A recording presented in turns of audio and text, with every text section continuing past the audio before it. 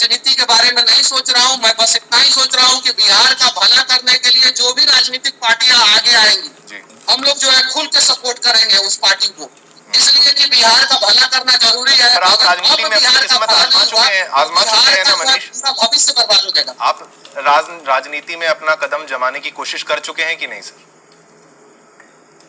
मैं राजनीति में अभी नहीं आना चाहता हूं। मैं जो कर रहा हूं उसमें संतुष्ट हूं और मैं अच्छा कर रहा हूं। सर आप चुनाव लड़े हैं कि नहीं, वो इस फैक्ट की पुष्टि के लिए कि आप चुनाव लड़े थे कि नहीं लड़े थे? 2020 में मैं एक बार चुनाव लड़ा था और मैं निर्दलीय चुनाव लड़ा था। भारतीय जनता पार्टी के कैंडिडेट वहां से विजयी हुए थे। दूसरे नंबर पे कांग्रेस के कैंडिडेट थे और तीसरे नंबर पे मैं था, निर्दलीय था।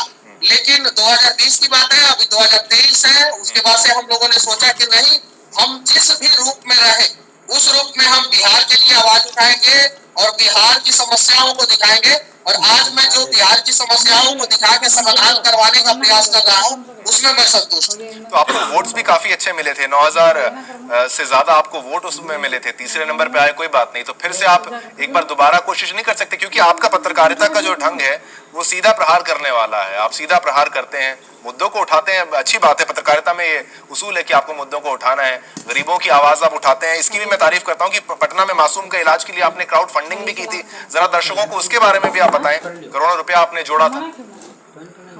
अयांश नाम का एक लड़का था जिसके लिए हम लोगों ने क्राउड फंडिंग किया था, उसके लिए पैसा इकट्ठा हुआ था।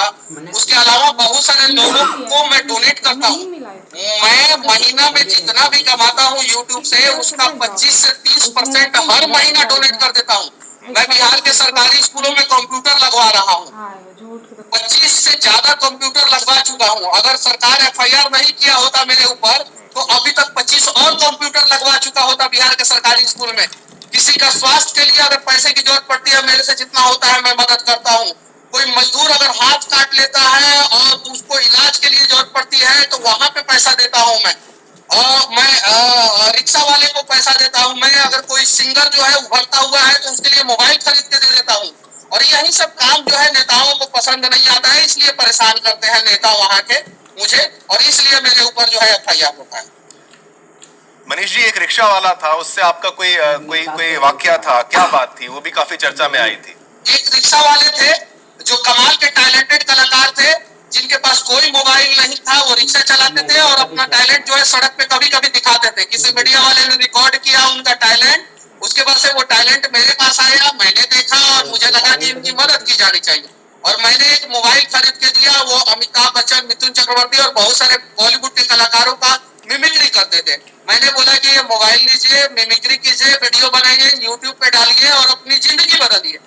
मैंने ये काम करके कोई गुनाह नहीं किया था। एक बिहार की सिंगर थी सलोनी नाम की लड़की, जो बहुत अच्छा गाना गाती थी, शराबबंदी पे गाना गाई थी और एकदम साधारण परिवार की, मिट्टी का घर था उसका, उस बच्ची का। उसके घर में जो है गैस सिलेंडर तक नहीं था। मैंने बोला क्या कि तुम गाना गाती हो, अच्छा गाना गाती हो। एक मोबाइल मैंने उसको खरीद के दिया और बोला कि गाना गाओ और तुम अपने टैलेंट को दिखाओ। आज वो बिहार में एक नोन चेहरा है और ऐसे ऐसे लोगों का मदद करना क्या गुनाह है?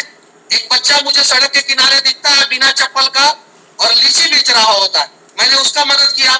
एक स्कूल में मैं जाता हूँ और वहाँ पे बच्चे ताइक्वांडो का प्रैक्टिस करते हैं और उनके पास ड्रेस तक नहीं होता है, मैंने ड्रेस खरीदने का पैसा दिया वहाँ पे। क्या मैंने गुनाह किया?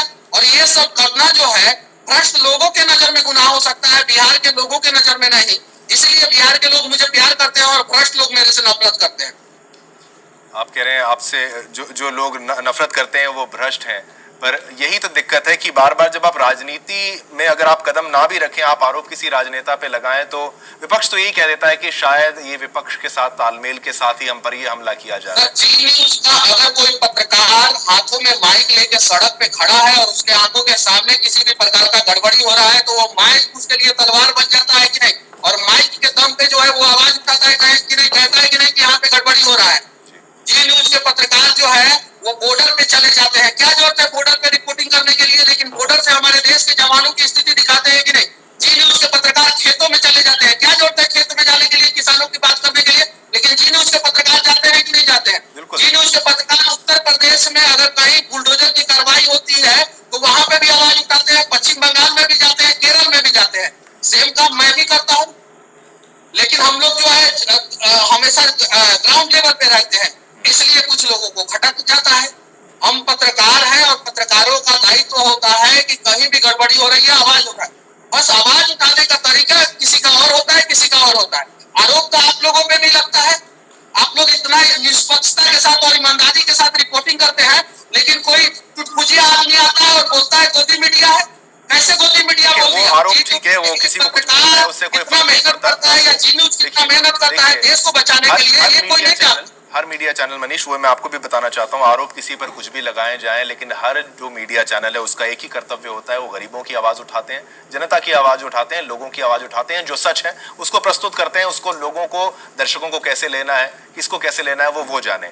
मनीष, मेरे से आपका जो आपसे एक और सवाल मैं ये पूछूं, इस वक्त आपकी स्थिति क्या है?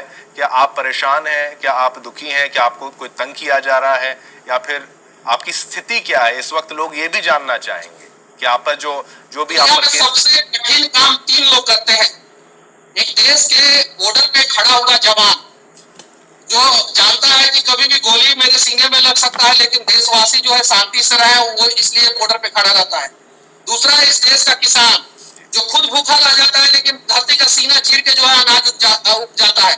और तीसरा, इस देश का पत्रकार जिसे पता है कि हमारे लिए कोई खड़ा हो ना हो, लेकिन देश के अगर किसी भी व्यक्ति के आंखों में आंसू आता है तो मैं अपना कलम लेके, अपना माइक लेके उस आदमी के लिए खड़ा हो जाऊंगा। तो मेरे लिए कोई खड़ा हो ना हो, मैं लोगों के लिए खड़ा हूं। और देश का पत्रकार कभी घबराता नहीं है इन सब समस्याओं से। देश का किसान कभी घबराता नहीं है कि अनाज होगा कि नहीं होगा। और देश का बॉर्डर पे खड़ा जवान जो है कभी घबराता नहीं है। तो उन लोगों में से हम लोग हैं, पत्रकार लोग। तो हम लोग घबराने वाले नहीं है, मुझे किसी भी प्रकार का डर नहीं है। और कमाल की बात यह है कि मेरे पिताजी फौजी है और उनका डीएनए है मेरे अंदर ना। मेरे पिताजी कोई चारा चोरी थोड़ी किए हैं, वो वाला आरोप थोड़ी है कि मैं घबरा जाऊं। तो मुझे किसी भी बात का डर नहीं है। मुझे इस देश के राष्ट्रपति पे भरोसा है, मुझे इस देश के सुप्रीम कोर्ट पे भरोसा है, मुझे इस देश के प्रधानमंत्री पे भरोसा है, मुझे इस देश के गृह मंत्री पे भरोसा है, मुझे इस देश के संविधान पे भरोसा है, और मुझे खुद पे भरोसा है कि मैंने गलत नहीं किया है तो मेरे साथ गलत नहीं होगा। बिहार के यूट्यूबर, आपका ये पत्रकार मनीष कश्यप के ऊपर एक नए मामले में पुलिस ने एफआईआर दर्ज कर ली। दरअसल मनीष कश्यप ने रविवार को एक भ्रामक ट्वीट किया था, जिससे बिहार पुलिस एक्शन में आ गई। हालांकि पुलिस का यह भी कहना है कि यह ट्वीट मनीष के दूसरे ट्विटर अकाउंट से किया गया है। तो ये कहना मुश्किल है कि यह ट्वीट मनीष ने किया है या फिर किसी और ने किया है। अब इसकी जांच की जा रही है। देखिए, मनीष के ट्वीट के बाद एक्शन में आ गई है बिहार की पुलिस। दरअसल बिहार पुलिस को मनीष कश्यप के ट्वीट का एक स्क्रीनशॉट मिला। इस ट्वीट में मनीष ने लिखा है कि मुझे खुशी है, मैं अपने बिहार वासियों के लिए जेल जा रहा हूं। अब देखिए, कल रात्रि 8 बजे के करीब मुझे गिरफ्तार किया गया। बिहार की जनता देख रही है कैसे अन्याय के खिलाफ आवाज उठाने वालों को जबरन दबाया जाता है। मैं ना रुका था, ना रुकूंगा, वापस आऊंगा जल्दी, ये ट्वीट किया गया। इसी पर और जानकारी देने के लिए, जवाब देने के लिए स्वागत है मनीष कश्यप जी।